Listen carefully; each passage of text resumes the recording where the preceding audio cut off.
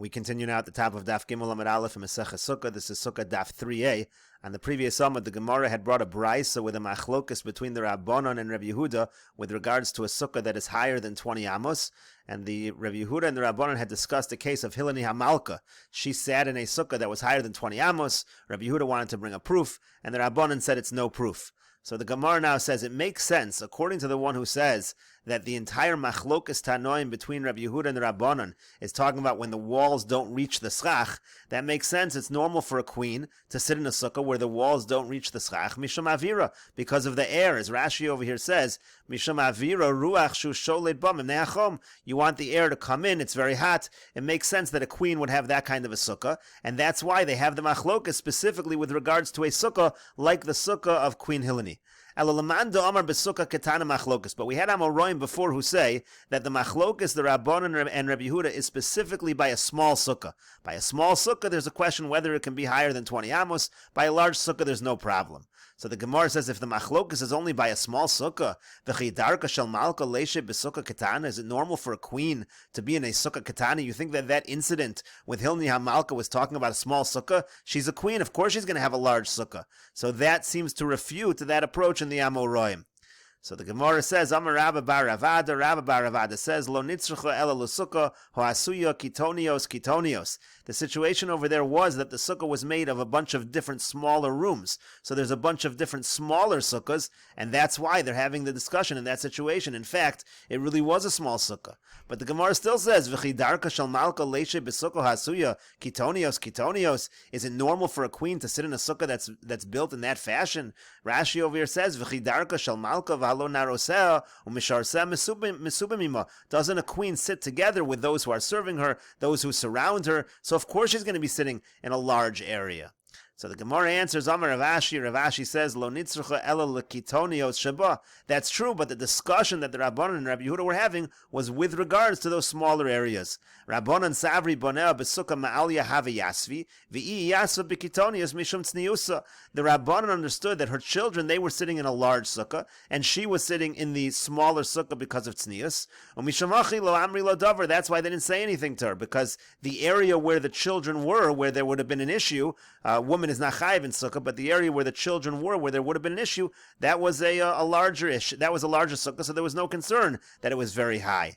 Rabbi Yehuda savar, and Rabbi Yehuda holds no, but now gabo have yasvi. The children were by her, meaning they were in this smaller area. And nevertheless, they didn't say anything, because Rabbi Yehuda is saying that was really a proof that you're allowed to have a sukkah, even a small sukkah, higher than 20 amos. And the Gemara continues, Amar Rav Shmuel bar Yitzchak. Rav Shmuel bar Yitzchak says, Halacha tzricha shetei mechazekes rosho v'rubo v'shalchano. The halacha is that the minimum size of a sukkah, it needs to be enough to contain his head, the majority of his body, and also his table. Amar le Rabbi Abba, so Rabbi Abba said to him, Keman, who are you following? Beis Shammai? Are you saying we hold like Beis Shammai? Because Beis Hillel hold you don't need the table. You only need Rosho Verubo. So Amar le, so he said back to him, Ela Keman, who else should we hold like? Yes, we do hold like Beis Shammai. It has to be Rosho Verubo V'Shulchano. Ika Diamri, there are some that have a different version of this discussion, slightly different. Amar Rabbi Abba said to him, Amar Lachmani, who's the one that holds like that? Amar le Beis Shammai. He says, I'm saying over the opinion of Beis Shammai, v'lo tazuz mina, you should not move away from that opinion. And the Gemara continues, Maskif lo Rav Nachman bar Yitzchak. Rav Nachman bar Yitzchak asks the following question.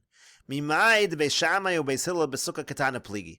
How do you even know that the machlokas Beis Shammai and Beis Hillel is by a sukkah katana? Meaning, it's not 100% clear what the machlokas Beis Shammai and Beis Hillel is. You're assuming the machlokas is what is the minimum shear of a sukkah. Dilma besukkah gedola pligi. Maybe they're actually arguing when you're sitting in a big sukkah. And what they're really arguing about is a person allowed to sit at the edge of his sukkah with the table inside the house. Can you eat in a sukkah when the table is not in the sukkah with you? They're not arguing about how large a sukkah needs to be. They're arguing about where the table is allowed to be placed when you're eating in the sukkah. The Beis Shammai savri gazrin and shema yimshach achar shulchano. Beis Shammai say that's a problem because we're afraid maybe you'll get drawn after the table, you'll end up eating outside of the sukkah. Beis Hillel savri lo gazrin, and Beis Hillel say we don't make such a gezerah. V'deikanami, and I'll bring you a proof to this as well, that this is actually the machlokes between Beis Shammai and Beis Hillel. The Katani, because it was taught, Misha Yerosho v'ruba b'sukkah, v'shulchana b'soch habayis. It says if somebody's sitting his head and the majority of his body in the sukkah, and his table is in the house, Beis Shammai posel and Beis Hillel machshirin. It says Beis Shammai say that's a problem, Beis Hillel say it's okay. Via Misa, and if what you were saying is correct, mechazekes veina mechazekes mi boile. It shouldn't say he's Rosho v'rubo in the sukkah. It should say the sukkah can only contain Rosho v'rubo. If it was talking about a minimum shear, it should use a different language. But the Gemara says, "Uva sukkah katana lo pligi." Do you think they're not arguing about the minimum size of a sukkah? V'atan, you have another brisa that says, "Mechazekes rosho v'rubo v'shalchano kshera." Tanakama says if it can contain his head and the majority of his body and his table, it's kosher. Rebbe Omer and Rebbe says, "Ad sheyeh ba'arba amos al arba amos." Rebbe says the minimum shear of a sukkah is 4 by 4 amos. V'tan yidach, and there's another brisa that says, Rebbe Omer, Rebbe says, "Kol sukkah she'ein ba'arba amos al arba amos pasula." If a sukkah is not 4 by 4 amos, it's possible. That's the same Rebbe as before. Chachamim Omrim, and the Chachamim say, "Afilo ina mechazekes al rosho v'rubo kashera." In this second brisa, the Chachamim say that it has to have his head and the majority of his body. V'ilu shulchano lo katani. But in the second brisa, this other opinion that argues with the Rebbe doesn't have table. So kashina adodi, it seems to be a contradiction between two brisas. And what's the answer? Elolav shmami noha Beis Shammai ha Beis Hillel. Must it be that really one brisa is Beis Shammai and one brisa is Beis Hillel? And indeed, they are arguing about the minimum size of a sukkah. And Omar Marzutra, and Marzutra says further, Masnisa Nami Deka, the truth is the Mishnah also implies that they're arguing about the minimum size of a sukkah.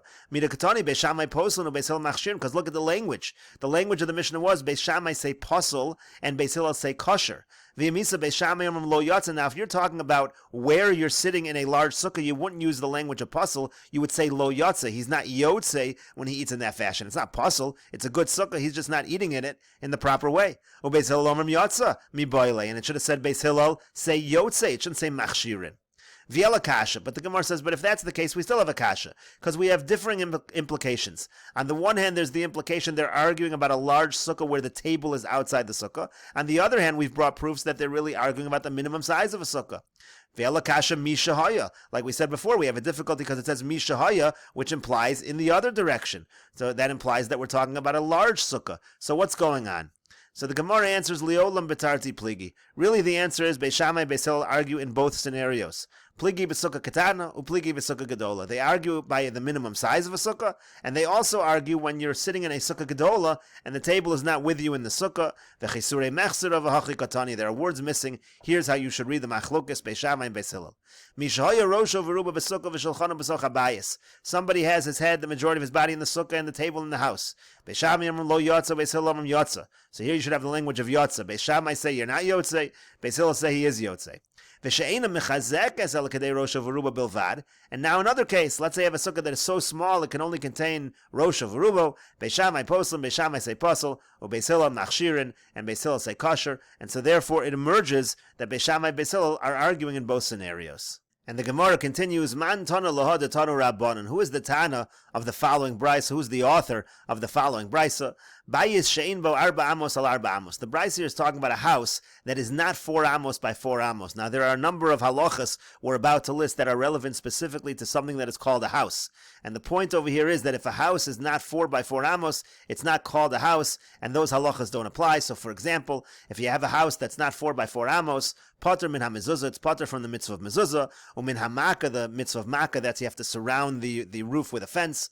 Ve'enu metame ben agoyim, there's a halacha that by tsaras, houses can become tame, that doesn't apply to a house that's this small. Ve'enu nechlad bevate arechoma, there's a halacha by houses in walled cities that when they're sold, it becomes like a final sale, that doesn't apply to such a house that's so small. Ve'en chozun olav me'orche ha-milchama, there's a halacha by soldiers that if they just got a house, so then they're allowed to return from war, that doesn't apply again to a house that's so small. Ve'en ma'arvin bo, ve'en mishtatfin bo, the halachas of Eruv do not apply with such a house. In other words, you have to include all the houses in a chatzir or in a mavui as part of the Eruv, but a house that's so small does not count, it doesn't have to join the Eruv. Ve'en manichin bo Eruv, and also you don't place the Eruv, that food item that you're using to make the Eruv, you can't place it in that house which is so small. And we'll continue with this discussion in the next video on Daf Gimel Amud Beis.